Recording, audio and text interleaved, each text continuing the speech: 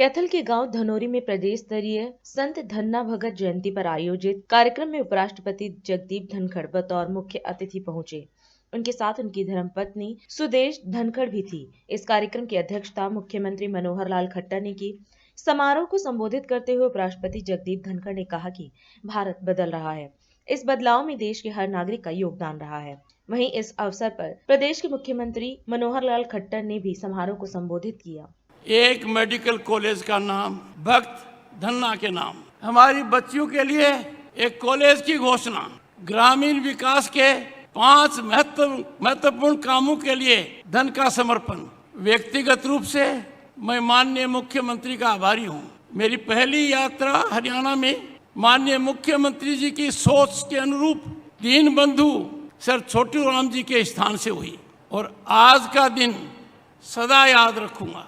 यहाँ आकर मैं धन्य हो गया कि राजस्थान में जन्मे संत शिरोमणि धन्ना जी के उपलक्ष्य में जन्म जयंती पर हरियाणा सरकार इतना बड़ा आयोजन कर रही है, इतनी बड़ी जन भागीदारी है। मैं मुख्यमंत्री जी आपका आभारी हूँ।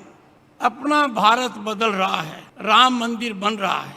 अंदाजा लगाइए कितनी प्रतीक्षा की थी। कहते थे तारीख कब बताओगे, सोचा था क्या ये कभी संभव होगा, संभव हुआ है। दुनिया में कहीं भी देख लो, किसी भी देश को देख लो, हमें जो सानिध्य संतों का मिल रहा है वो दुनिया के किसी देश में नहीं है।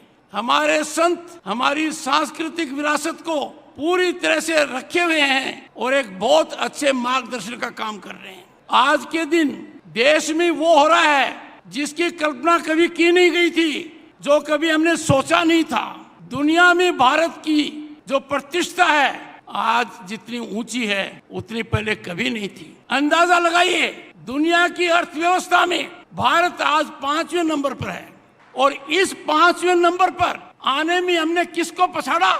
हमने उन अंग्रेजों को पछाड़ा जिन्होंने 200 साल तक हम पर राज किया। और इस पछाड़ने में भारत के किसान का, भारत के मजदूर का बहुत बड़ा योगदान है।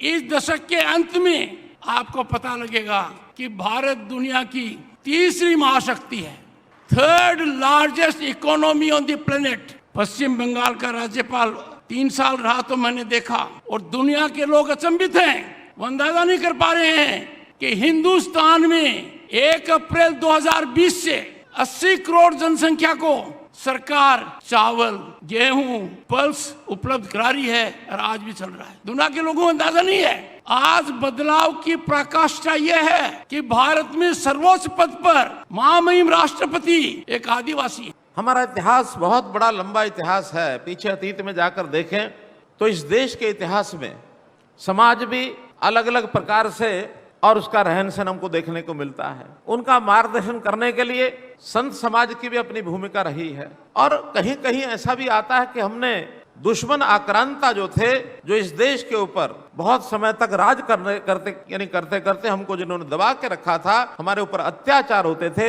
ऐसा एक अपना इतिहास है।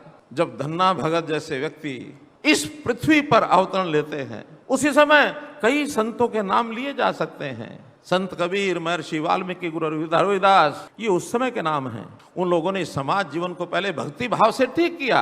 लोगों के मनों में जो बिल्कुल बुझा हुआ मन था, अंधेरा ही अंधेरा था, निराशा ही निराशा थी, लोग भय खाए हुए बैठे थे, उनको कोई बोलने की आजादी भी नहीं थी, उनको थोड़ा सा जागृत किया।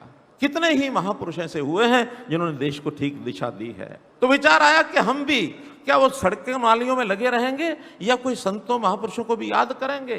उसके बाद हरियाणा में हमने योजना बनाई कि ये रैलियां तो हम करेंगे, हमको ये संतों महापुरुषों के सम्मान के लिए भी कुछ करना पड़ेगा।